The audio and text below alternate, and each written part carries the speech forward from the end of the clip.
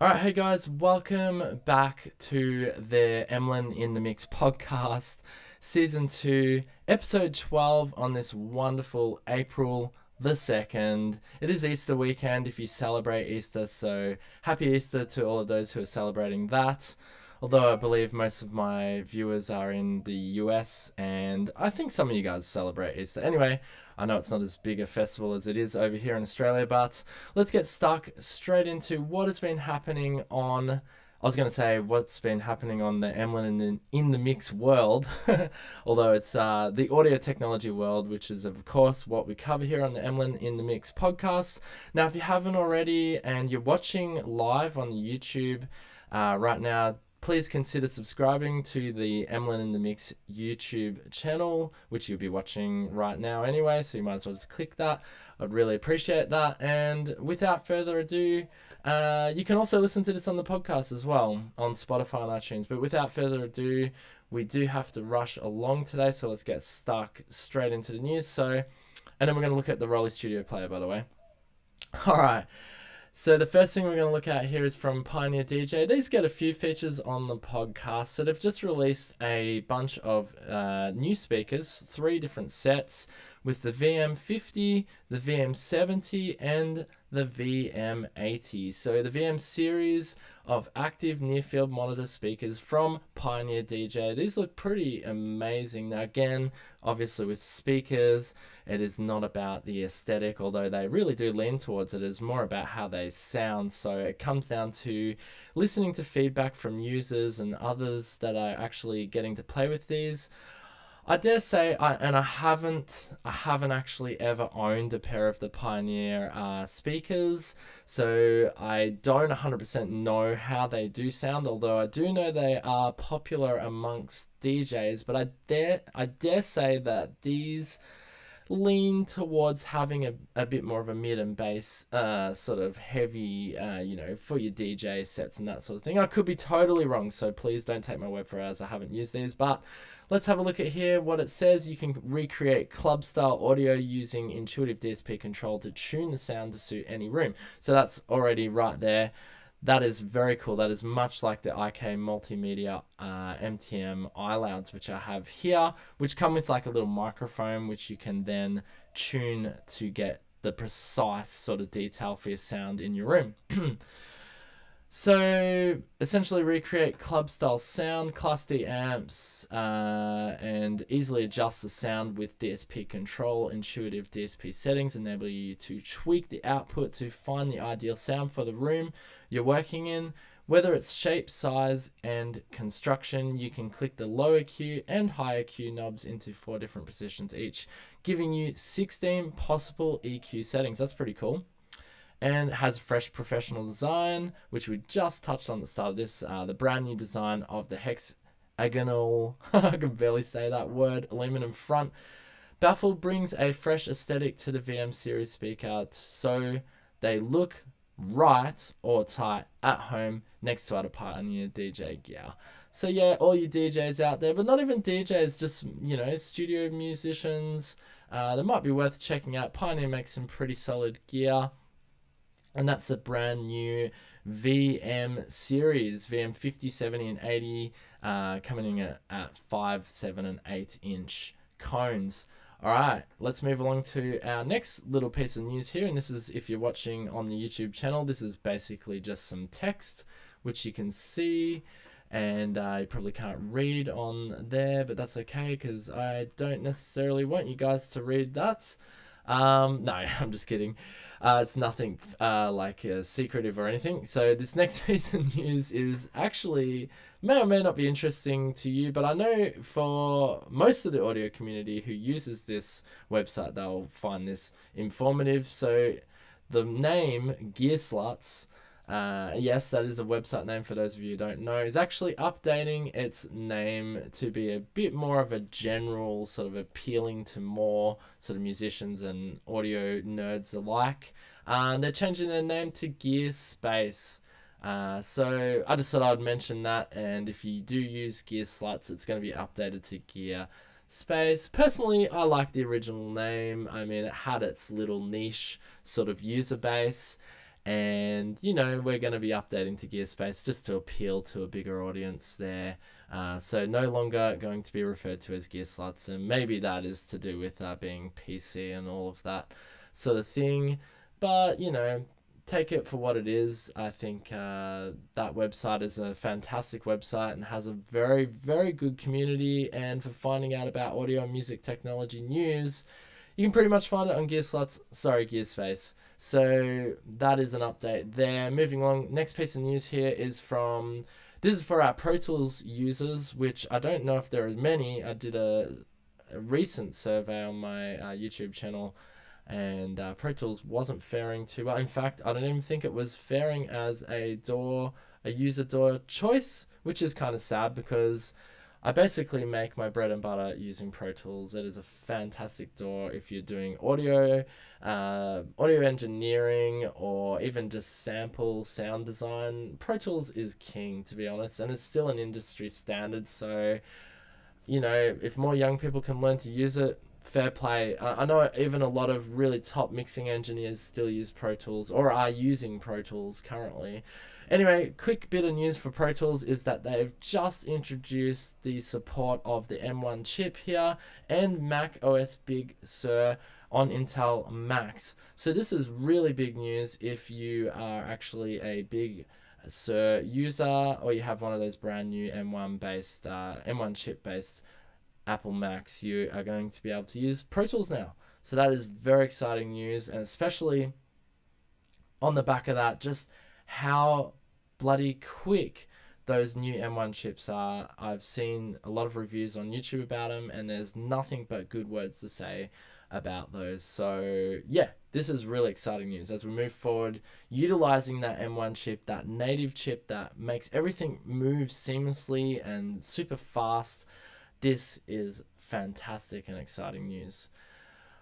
Okay, before we get to our big feature, which we're getting there, guys, I just have to mention a few more things here that have come up for the news in the audio technology world here. And the next one is that Korg Gadget 2 has just had an update, which is now bringing NKS support to both Mac and Windows. Now, I believe they already had NKS support for Mac, but they didn't have it for Windows. So now you Windows users can utilize the NKS. That's if you have that native complete support.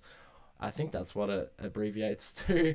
Essentially, if you have one of those native instruments controllers like the S49, or you even have a machine, which you can't see, I don't know why I'm pointing at it here on my camera, but if you have a machine studio or MK2 or 3, or even MK1, I believe. No, actually, maybe not MK1, but anyway, you now have NKS support, which basically means you can scroll around and get in there and, you know, select your, you know, soft synth from Native Instruments, of course, or external effects, or whatever it is that you're using inside Native Instruments, and you can use it with NKS, and that works on Windows and Mac now. So that is a very excellent and exciting update indeed. Our last bit of news before we get into our feature product on the podcast today, which is from Roli Studio, so stick around for that, is UVI introducing Kinetics here. I thought this was cool. I actually thought it looked a little bit like Native Instruments has a similar one, which I've forgotten the name of, funnily enough, on the podcast here today. But Kinetics is a deep and complex collection of sounds exploring the themes of movement, light, and shadow. Kinetics delivers tones ranging from subtle and spacious modulated environments to complex rhythms, sound beds, and chaotic glitch-inspired madness. Combined with Falcon's expansive sound shaping capabilities, endless creative potential awaits. So let's have a quick look. I do have a little preview of a trailer here for you guys, so we're just going to open that up now. Let me just go back a bit here. We'll just play this back for you.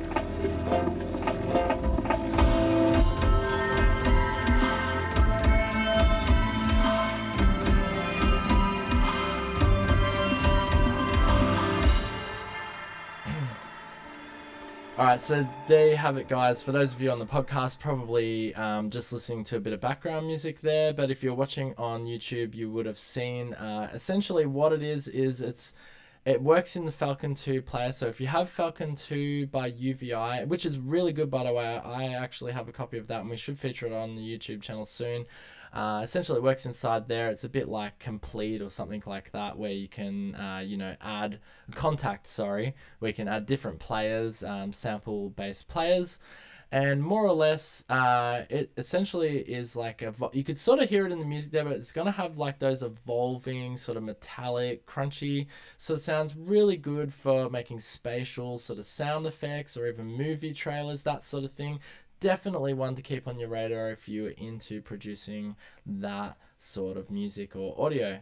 Alright, let's move straight on to our feature for today, and we are really rushing along today, and it comes to us, of course, and judging by the title, if you've been watching on YouTube or you've been listening on the podcast, comes to us from our friends at Roli, and we're going to be featuring right now the Roli Studio. I just wanted to have a quick look at this, and we're going to do a very deep dive on the YouTube channel in a video coming up very shortly, but I'll just do a quick deep dive for you. Well, not a deep dive, a quick overview for you guys here on the podcast. And I'm just going to change channels here. We do have a Roli Lumi keys with us. If you're not familiar with that one, that is what you can see on the camera right here. Essentially just being a little MIDI controller, but it has polyphonic aftertouch, which is really amazing for doing expressive sort of sounds and that sort of thing.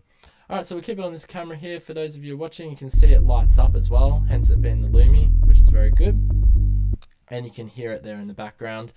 So I just wanted to feature the Roli Studio Player. I think it's amazing. You can actually use it as a plugin inside Ableton Live or Logic or that sort of thing. So we've got our different presets up here we can choose from. We've got cinematics. We've even got like from Cypher 2. So if we click on Cypher 2, for example, it's going to give us all my Cypher 2 presets that actually work inside the Roli Studio Player. So we can just pull one of those up here, and it's really nice for navigating. So I actually have, if you have a look up in the top right, I've got a multi-layer arpeggiator which I can turn off.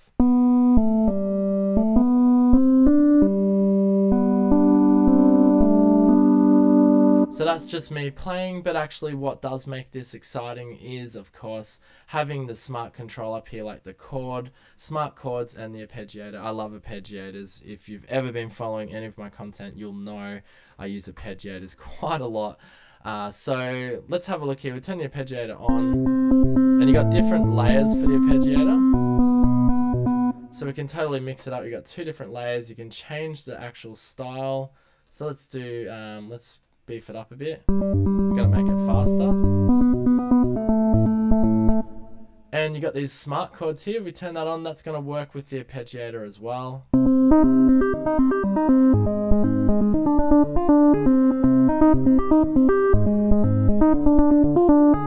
And what's cool is if you actually set up the Lumi keys correctly, which I haven't done for this video unfortunately today, but it actually shows you, if you have a scale turned on, it'll actually show you it lights up here. I'll just see if I can get that.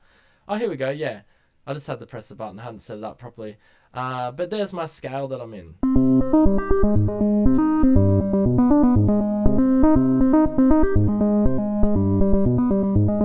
So everything's going to work in my scale, as you can see there, and I can change up individual on the chords. I can change up the way they're playing. Let's try that, see if we get any difference.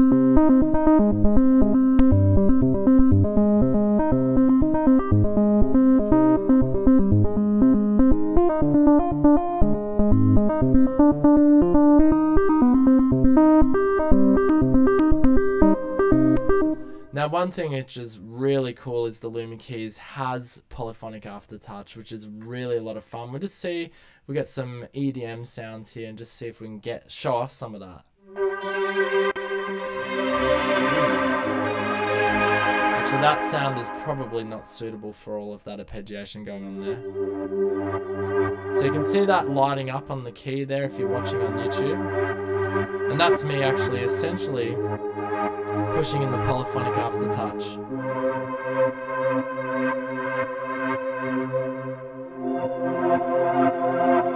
get some really expressive sort of sounds, as you can see there. So that's me doing polyphonic aftertouch. And I believe you can even just sort of like, and the whole desk is shaking when I do that. Probably going a bit hard. But you can even do such things as like pitch bending. It's not, that preset's not really doing that. I'll just see if I can find one that does it. Oh yeah, there you go. A little bit of LFO wobble. So that's just me. What I'm doing, if you're listening on the podcast, I'm actually just wiggling the key, and you get this sort of fifth dimensional, expressive ability, which is really cool. But anyway, look, there is a lot to this Roli Studio Player. You got effects down here as well, which we can add effects. Let's just see what other nice little preset packs we have here before we wrap up the podcast today. Pull up strobe here, for example. Let's have a listen. So here we've got like a bit of an arpeggiation. And you got this nice XY on the audio effects too, so you can have your cutoff, resonance, or depending on what you've got connected to it. Let's see, distortion. That's distortion. Let's do like a bit of delay here.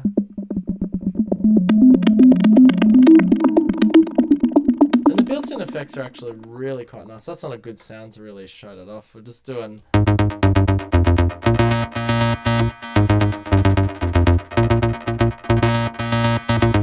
I really love that when you push it right down, you get that polyphonic aftertouch. It's really nice. Let's chuck a bit of more reverb and decay.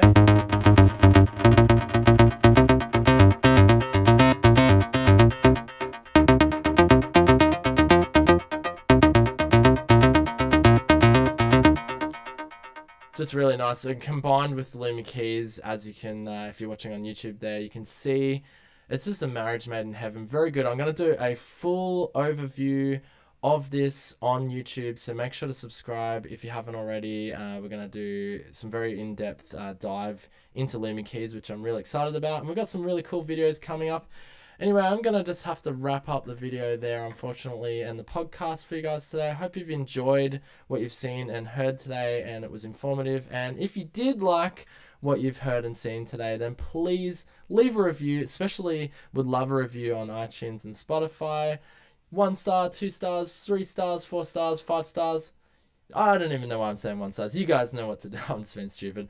But yeah, please leave some feedback. Would love that. And yeah, till next time, guys. Thanks so much for joining me. And peace out. Boom.